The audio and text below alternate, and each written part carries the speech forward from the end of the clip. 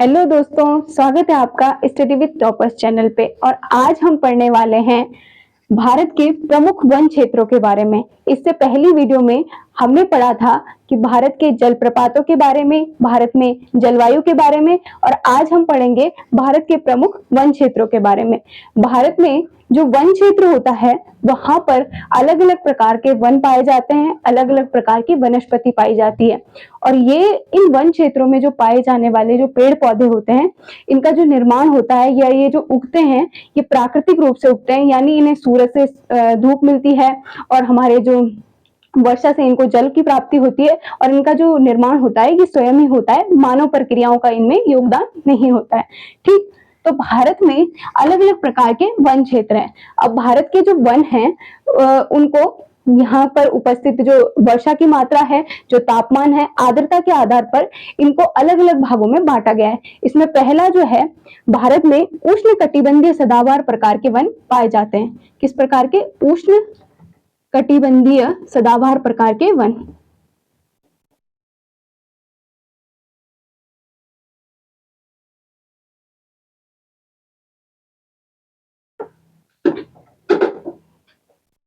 अब हमारे जो ये उष्ण कटिबंधीय है, इसका मतलब क्या होता है? तो ये जो हमारी, मान लो कि ये हमारी पृथ्वी है, ठीक, इसके बीचों बीच से कौन सी रेखा होकर गुजरती है? भूमध्य रेखा। इसके उत्तर में हमारी कर्क रेखा, दक्षिण में हमारी मकर रेखा। और हमारे भारत की स्थिति कहाँ पर है? तो हमारा जो भारत है वो यहाँ पर स्थित है। ठीक, हमारा भारत यहाँ पर स्थित है। अब ये जो भूमध्य रेखा यानी विषुवत रेखा वाला जो ये क्षेत्र है, विषुवत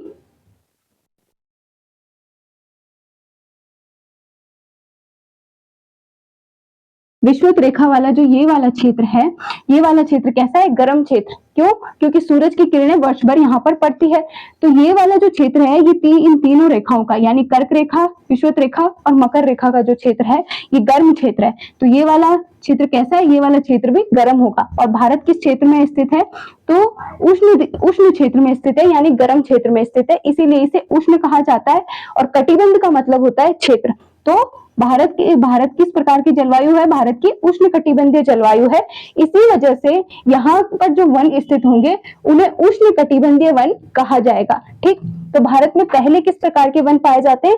भारत में पहले उष्ण कटिबंधीय सदाबहार प्रकार के वन पाए जाते हैं। अब ये जो सदाबहार प्रकार के वन है, इसमें सदाबहार का मतलब क्या है? तो सदाबहार का मतलब होता है ऐसे वन जो वर्ष भर हरे भरे रहते हैं, यानी इनकी पत्तियां गिरती नहीं है। हम सामान्यतः जब वनों को देखते हैं तो क्या होता है कि कुछ वनों की तो पत्तियां वर्ष में किसी टाइम पर, जैसे सर्दियों के जो टाइम होता है, मेनली हमारा जनवरी का जो टाइम होता है, उस टाइम पे पेड़ों की पत्तियां गिरी हुई हमें मिलती है। पेड़ जो है पत्ती रहित हमें दिखते हैं। ठीक, लेकिन ये जो सदाबहार प्रकार के वन होते हैं, इनकी जो पत्तियां हैं वो नहीं गिरती है और ये वर्ष भर हरे भरे दिखाई देते हैं। अब मैं आपको आगे बताऊंगी कि ये हरे भरे क्यों दिखाई देते हैं। ठीक, तो सबसे पहले वनों को उगने के लिए किस चीज की आवश्यकता होती है? वर्षा की। ठीक, तो हमारे जो वन है, जो सदाबहार प्रकार के वन है, इसमें लगभग 250 सेंटीमीटर वर्षा की इनमें आवश्यकता होती है। ठीक, और इसमें आर्द्रता की मात्रा आवश्यकता होती है, लगभग 70% से अधिक आर्द्रता की इसमें आवश्यकता होती है। ठीक, तो ये इनका जो क्षेत्र है उष्ण कटिबंधीय सदाबहार प्रकार के वनों का, वो हमारा ये वाला क्षेत्र है, यानी ये पश्चिमी घाट वाला क्षेत्र है।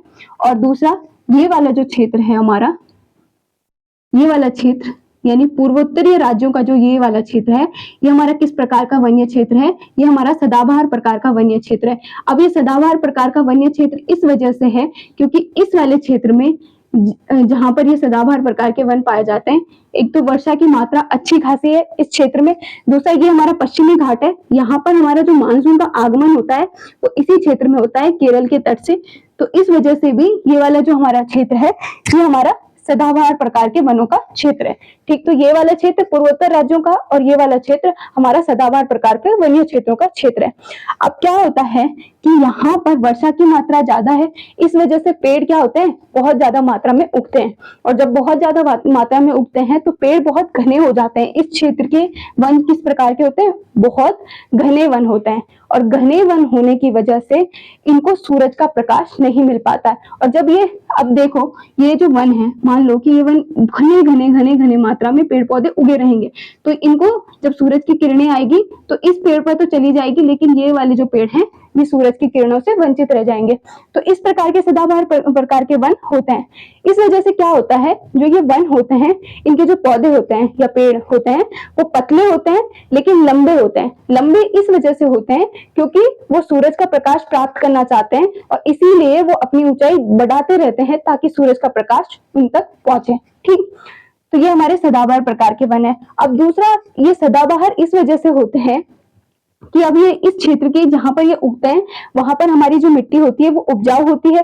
ठीक, अब क्या होता है कि इस क्षेत्र में मान लो कि इस पेड़ में भी पत्तियां हैं, इसमें भी पत्तियां हैं, इसमें भी पत्तियां हैं, इसमें भी है, तो इन सब पेड़ों में पत्तियां हैं। अब वर्ष में क्या होगा कि कुछ पेड़ तो नवंबर दिसंबर के टाइम पे अपनी पत्तियां गिरा देंगे या सितंबर अक्टूबर के टाइम पे, और जब तक जनवरी या फरवरी का महीना आएगा तब तक इनमें पत्तियां आ जाएगी।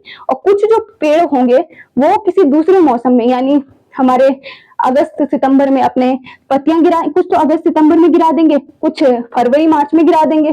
तो इस वजह से क्या होता है कि हमें स्पष्ट रूप से पता नहीं चलता है कि ये जो पौधे हैं ये पूर्ण पत्ती रहित हैं। ठीक, तो इसीलिए हम कुछ वर्ष में क्या होता है कि कुछ पौधे तो बाद में अपनी पत्तियां गिरा रहे हैं, कुछ पहले गिरा रहे हैं, इस वजह से कुछ ये तो घने पहले ही होते हैं, तो क्या होता है कि ये हमें वर्ष भर हरे भरे दिखाई देते हैं, इसीलिए हम इन्हें सदाबहार वन कहते हैं। वरना ये भी वर्ष में एक बार अपनी पत्तियां जरूर झाड़ते हैं, बस इनकी जो पत्तियां झाड़ने की वो प्रवृत्ति होती है वो सब में अलग अलग टाइम में पाई जाती है। ठीक, अब हमारे जो ये उष्ण कटिबंधीय सदाबहार प्रकार के वन हैं ये हमारे दो प्रकार के होते हैं।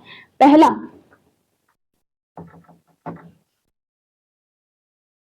प्रकार के होते हैं, ये इनके प्रकार दो होते हैं। इसमें पहला हमारा उष्ण कटिबंधीय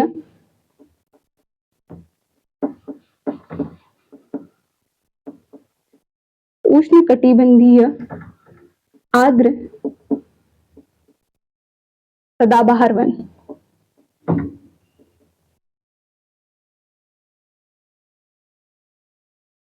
और दूसरा उष्ण कटिबंधीय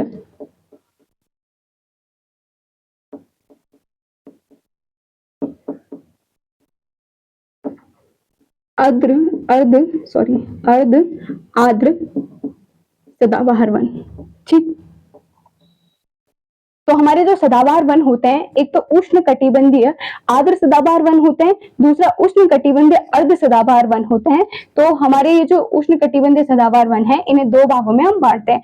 अब ये जो उष्ण कटिबंधीय आर्द्र सदाबहार वन होते हैं ये भारत में ये किस प्रकार के होते हैं, इनमें लगभग ये वर्ष भर इनमें पत्तियां रहती है, यानी ये वही वाला सीन कि कभी कोई पेड़ पत्ती झाड़ रहा है, कभी कोई पेड़ झाड़ रहा है, जिस वजह से ये इनमें वर्ष भर पत्तियां दिखती रहती है। ठीक, तो ये हमारे उष्ण कटिबंधीय आर्द्र सदाबहार वन की विशेषता है। दूसरे हमारे उष्ण कटिबंधीय अर्ध आर्द्र सदाबहार वन, ये जो वन होते हैं ये भारत के व्यावसायिक वन कहे जाते हैं, यानी इन वनों से सबसे ज्यादा भारत में व्यवसाय किया जाता है, यानी फर्नीचर या लकड़ी इनसे प्राप्त की जाती है। ठीक, अब हमारे जो ये वन है ये हमारे इस वाले क्षेत्र में पाए जाते हैं। ठीक, दूसरा, अब इन वनों में हम देखेंगे कि कौन कौन से पेड़ इसमें पाए जाते हैं। तो एक हमारे जो पौधे या पेड़ इसमें आते हैं, तो इसमें आते हैं हमारा सिनकोना, नारियल, शीशम, ये जो सब पौधे हैं ये इसी वाले क्षेत्र में यानी उष्ण कटिबंधीय सदाबहार प्रकार के जो वन हैं उसमें ये पेड़ पौधे पाए जाते हैं। ठीक, अब इसके बाद हमारा आता है दूसरा वन। दूसरे प्रकार का जो हमारा वन है वो है उष्ण कटिबंधीय पर्णपाती वन।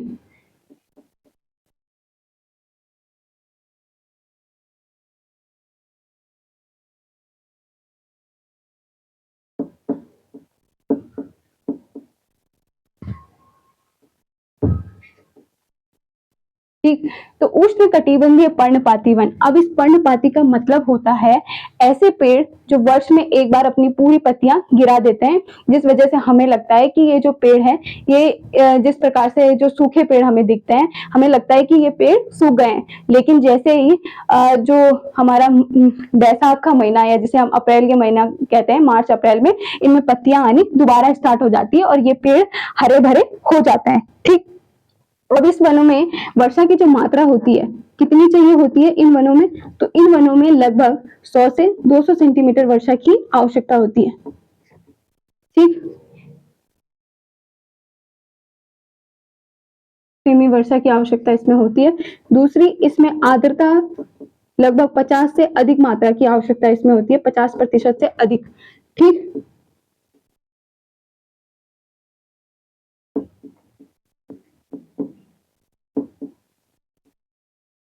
अब हमारे जो ये उष्ण कटिबंधीय पर्णपाती वन है, ये भी दो प्रकार के होते हैं। इसमें कौन कौन से इनके प्रमुख प्रकार हैं, तो पहला उष्ण कटिबंधीय आर्द्र पतझड़ वन।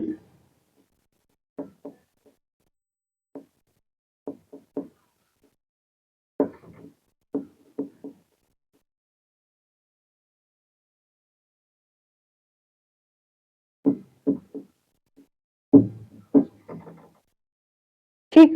तो पहला इनका होता है उष्ण कटिबंधीय आर्द्र पतझड़ वन। अब इन पर्णपाती वनों को पतझड़ वन के नाम से भी जाना जाता है और इन वनों को हम सदाबहार वन के नाम से भी जानते हैं। पेपर में कितनी बार क्वेश्चन आता है कि उष्ण कटिबंधीय आर्द्र पतझड़ वन को अन्य किस नाम से जाना जाता है, तो सदाबहार वन के नाम से भी हम इन्हें जानते हैं, उष्ण कटिबंधीय आर्द्र पतझड़ वन। ठीक। अब ये जो वन है, इनका जो क्षेत्रफल है, ये इस वाले क्षेत्र में पाए जाते हैं, इस वाले क्षेत्र में हमारे ये वाले वन पाए जाते हैं। और दूसरा, ये जो हमारा पश्चिमी घाट है, इसकी इस सीमा रेखा पर भी ये हमारे वन कुछ मात्रा में पाए जाते हैं। ठीक। तो जो ये हमारे उष्ण कटिबंधीय, हमारे कौन से वन है, ये उष्ण कटिबंधीय आर्द्र पतझड़ वन है और ये यहाँ पर भी पाए जाते हैं। कुछ मात्रा में इनका जो क्षेत्र है, ये वाला क्षेत्र भी इनका ही है। ठीक। ये भारत के लगभग कितने प्रतिशत क्षेत्र पर पाए जाते हैं, तो ये भारत के लगभग 19.7% क्षेत्रफल पर ये पाए जाते हैं। ठीक।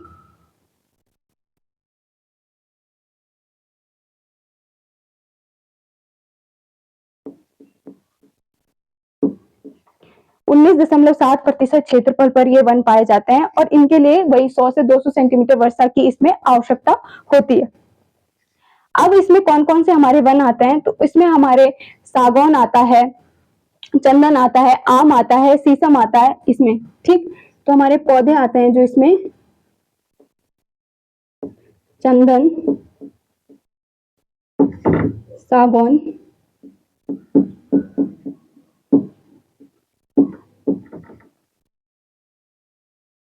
आम, ये पेड़ इसी वाली कैटेगरी में आते हैं, यानी उष्ण कटिबंधीय आर्द्र पतझड़ वन के अंतर्गत ये वाले वन हमारे आते हैं। ठीक। तो अब एक प्रकार तो ये हो गया उष्ण कटिबंधीय पर्णपाती वन का, और एक प्रकार दूसरा हो गया उष्ण कटिबंधीय शुष्क वन। ठीक। आप इसको स्क्रीनशॉट भी ले सकते हो, तो इसको मैं मिटा रही हूँ, उष्ण कटिबंधीय शुष्क वन।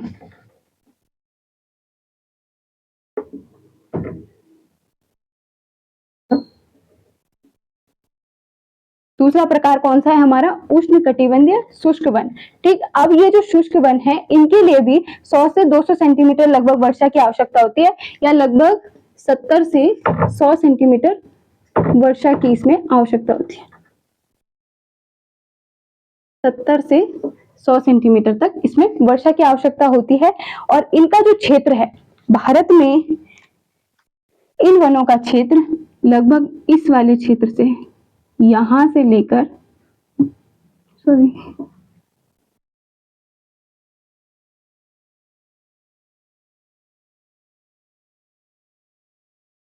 ये पूरा जो क्षेत्र है, ये वाला क्षेत्र,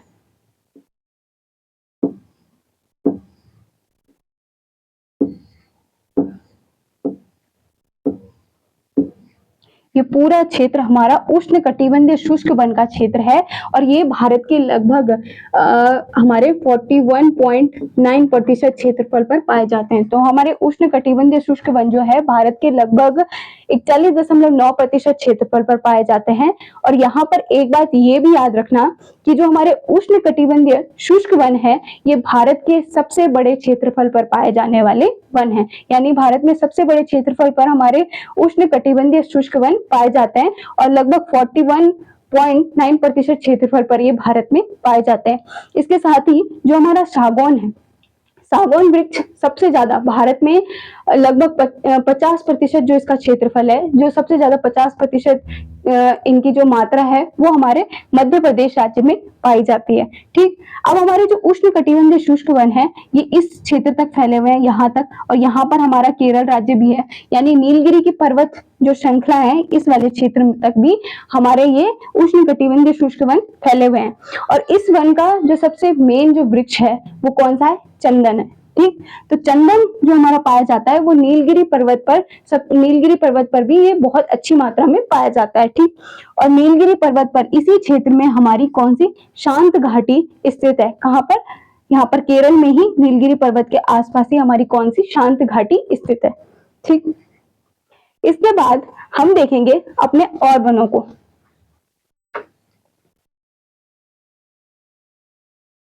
तीसरे प्रकार का जो हमारा वन है वो है मरुस्थलीय वन।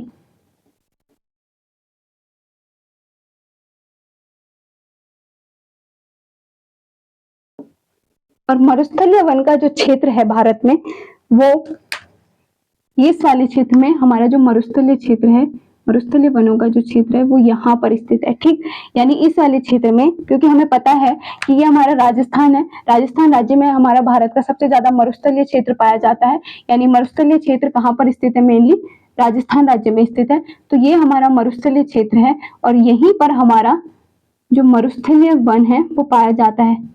ठीक,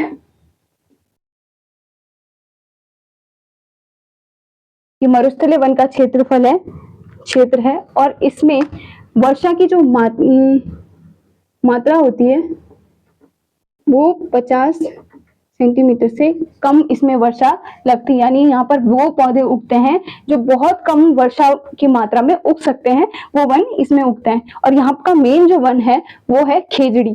कौन सा? खेजड़ी। और ये जो खेजड़ी है ये यहाँ पर राजस्थान राज्य में उगता है और इसे राजस्थान का या मरुस्थल का राजा के नाम से भी इस पौधे को जाना जाता है। वो इसलिए क्योंकि इस वाले क्षेत्र में हमारा मरुस्थलीय क्षेत्र है और मरुस्थलीय क्षेत्र होने की वजह से यहाँ पर पानी की मात्रा बहुत कम है और फिर भी जो हमारा खेजड़ी वृक्ष है वो यहाँ पर खिलता है, हरा भरा रहता है वर्ष भर। ठीक, इसीलिए खेजड़ी को मरुस्थलीय क्षेत्र का राजा भी कहा जाता है। अब इसके बाद हमारा चौथे प्रकार का जो वन है वो है पर्वतीय वन।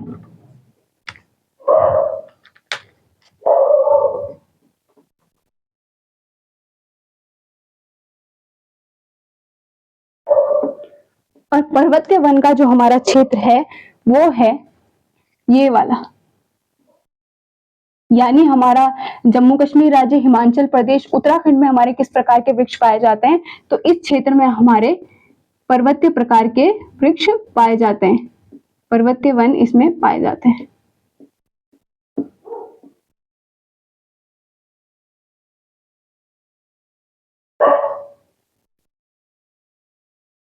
और इसी तरीके से ये वाला जो हमारा एरिया है जो सिक्किम, जैसे ये हमारा सिक्किम हो गया, ये अरुणाचल, यहाँ पर भी हमारे पर्वतीय वन पाए जाते हैं। कौन से वन पाए जाते हैं? पर्वतीय वन। ये भी पर्वतीय इलाका है और इस वजह से इस क्षेत्र में हमारे पर्वतीय वन पाए जाते हैं।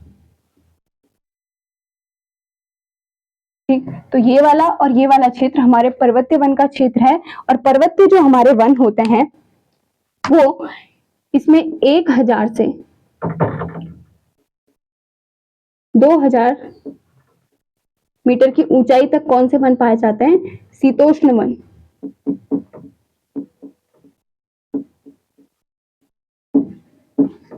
दूसरा 2000 से लगभग 3000 मीटर की ऊंचाई तक इसमें हमारे कोणधारी वन पाए जाते हैं। कोणधारी वन। तीसरा हमारा है 3000 से 4000 मीटर की ऊंचाई तक हमारे कौन से वन पाए जाते हैं? Alpine one. अब ये जो ऊंचाई है वो इस वाले क्षेत्र से स्टार्ट होती है कि जैसे 1000 से 2000 मीटर के ऊंचाई वाले क्षेत्र में हमारे शीतोष्ण वन पाए जाएंगे। दूसरा 2000 से 3000 मीटर की ऊंचाई में हमारे कोणधारी वन पाए जाएंगे। अब ये कोणधारी वन किस प्रकार के होते हैं? तो हमारे जो कोणधारी वन होते हैं उनकी जो आकृति होती है कुछ इस प्रकार से होती है, यानी त्रिकोण मात्रा में ये होते हैं। इसका कारण ये है कि जो हमारे पर्वतीय क्षेत्र है, यहाँ पर जब बर्फ पड़ती है, जब ठंड के मौसम में यहाँ पर बर्फ पड़ती है, तो ये बर्फ एकदम से पौधों के ऊपर टिकी ना रहे बहुत लंबे समय तक, इसलिए यहाँ के पौधे अपनी आकृति कुछ इस प्रकार से बना लेते हैं कि जैसे ऊपर से बर्फ आएगी वो एकदम से इनमें त्रिकोण आकृति के कारण फिसलकर नीचे जमीन पर चली जाएगी, इसीलिए हम इन्हें कोणधारी वन कहते हैं। ठीक। तीसरा है हमारा अल्पाइन वन। अल्पाइन वन कोणधारी वन से ऊंचाई वाली क्षेत्रों में पाए जाते हैं और इसके ऊपर हमारी वनस्पति नहीं पाई जाती है बल्कि छोटी छोटी घास पाई जाती है जिन्हें हम बुग्यालों के नाम से जानते हैं। ठीक। ये था हमारा पर्वतीय वन। इसके बाद हमारा एक वन और है, वो है हमारा डेल्टाई वन या दलदलीय वन या मैंग्रोव वन के नाम से हम उन्हें जानते हैं। ठीक। कौन सा है हमारा? डेल्टाई वन। अब ये जो डेल्टाई वन है ये हमारा इनका जो क्षेत्र है वो कौन सा है? तो ये हमारा गंगा और ब्रह्मपुत्र का डेल्टा क्षेत्र है। ये वाला क्षेत्र कौन सा है? गंगा और ब्रह्मपुत्र का डेल्टा क्षेत्र। तो जो डेल्टाई वन है इनको हम मैंग्रोव वन के नाम से भी जानते हैं, दलदली वन के नाम से भी जानते हैं। वो इसलिए ये वाले जो वन होते हैं वो उस क्षेत्र में होते हैं जहां पर नदियां अपना मतलब जहां पर नदियां डेल्टा का निर्माण करती है, यानी जहां पर नदियां अपना सारा गाद सिलट लेकर जाती है वो क्षेत्र कैसा हो जाता है? दलदलीय हो जाता है। और इसी तरीके से यहाँ पर गंगा अपना पूरा गाद सिलट लेकर यहाँ पर आती है, उत्तर से हमारी ब्रह्मपुत्र नदी आती है। तो ये वाला जो क्षेत्र है हमारा किस प्रकार से हो जाता है? दलदलीय क्षेत्र हो जाता है, जिस कारण यहाँ पर हमारे डेल्टाई वन पाए जाते हैं और डेल्टाई वन में हमारा मेन है मैंग्रोव वन।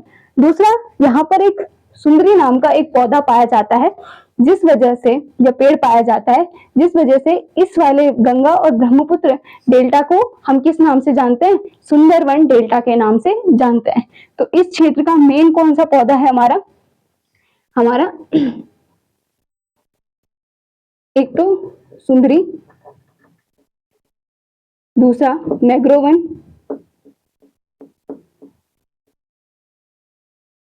मैंग्रोव। ठीक। तो ये दो पेड़ मेन रूप से इस वाले क्षेत्र में पाए जाते हैं और जो हमारा मैंग्रोव वन है वो पश्चिम बंगाल वाले एरिया में सबसे ज्यादा मात्रा में पाया जाता है। ठीक। ये हमारे मेनली वन थे कि भारत में कौन कौन से वन किस क्षेत्र में पाए जाते हैं और इनका क्षेत्रफल कहाँ कहाँ है। अब हम देखते हैं कि पेपर में इन क्षेत्रों से तो क्वेश्चन आते ही हैं, लेकिन इसके साथ साथ पेपर में ये क्वेश्चन भी आता है कि हमारे जो वन रिपोर्ट है उसमें जो हमारी वन अधिनियम है वो किस समय आए और वो किस क्षेत्र से और कहाँ पर आए। ठीक।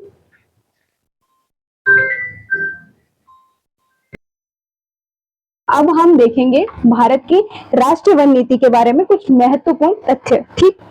तो जो भारत की राष्ट्रीय वन नीति है वो कब लागू हुई और उससे पहले कौन कौन से नियम आए?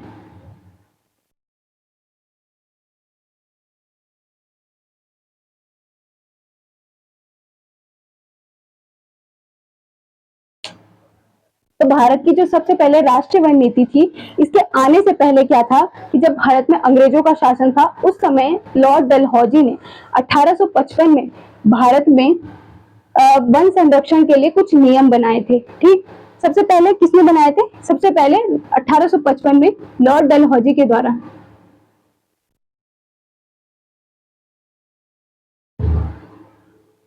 डलहौजी।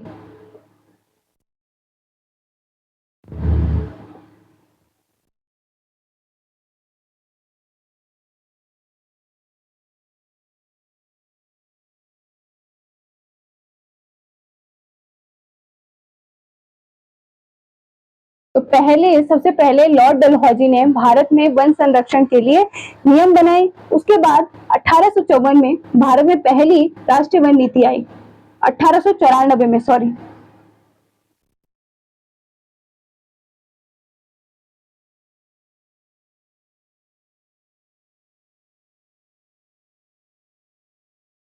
तो 1894 में पहली वन नीति आई भारत में, और इस वन नीति को, ये स्वतंत्रता से पहले की वन नीति थी। इसके अंतर्गत क्या किया गया कि भारत में लगभग 33% क्षेत्रफल पर वन होना आवश्यक है।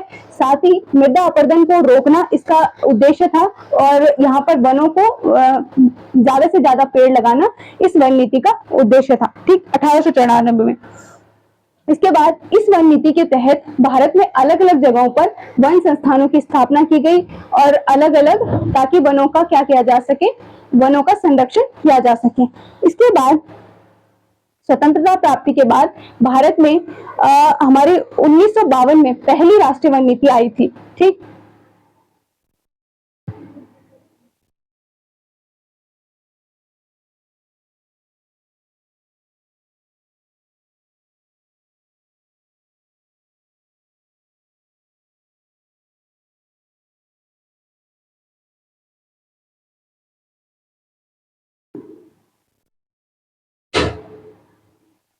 तो ये जो वन नीति थी हमारी 1894 में आई थी, ये स्वतंत्रता से पहले आई थी। ठीक, इसके तहत क्या किया गया, भारत में अलग अलग स्थानों पर वन संस्थान खोले गए। उसके बाद स्वतंत्रता प्राप्ति के बाद पहली वन नीति आई 1952 में। ठीक, अब इस 1952 में जो ये राष्ट्रीय वन नीति आई थी, इसके तहत भी भारत में 33% क्षेत्रफल पर वन होना आवश्यक किया गया, और उसके साथ दूसरा, इस वन नीति को 1988 में संशोधित की गई है।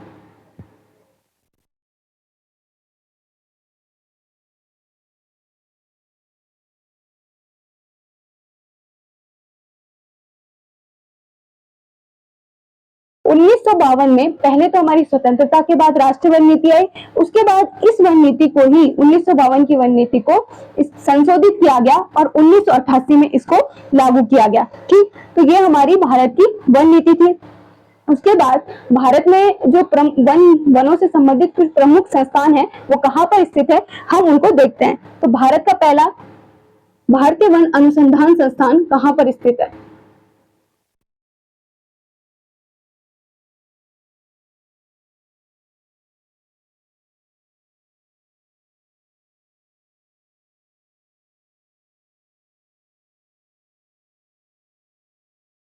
भारत का वन अनुसंधान संस्थान जो स्थित है, वो उत्तराखंड की राजधानी देहरादून में स्थित है। ठीक, कहाँ पर स्थित है? देहरादून में।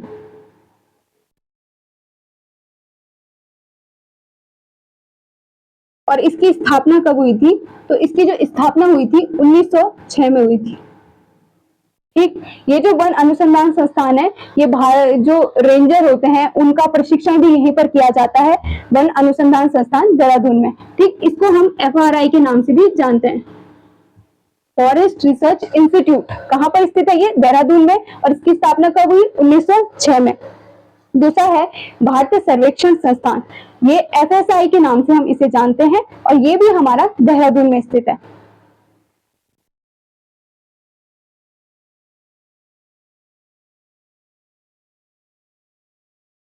दूसरा कौन सा है हमारा? भारतीय सर्वेक्षण संस्थान।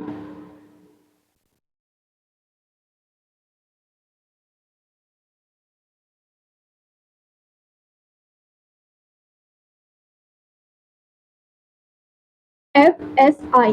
ठीक, कहां पर स्थित है ये? देहरादून में ही स्थित है। और इसकी स्थापना कब हुई थी?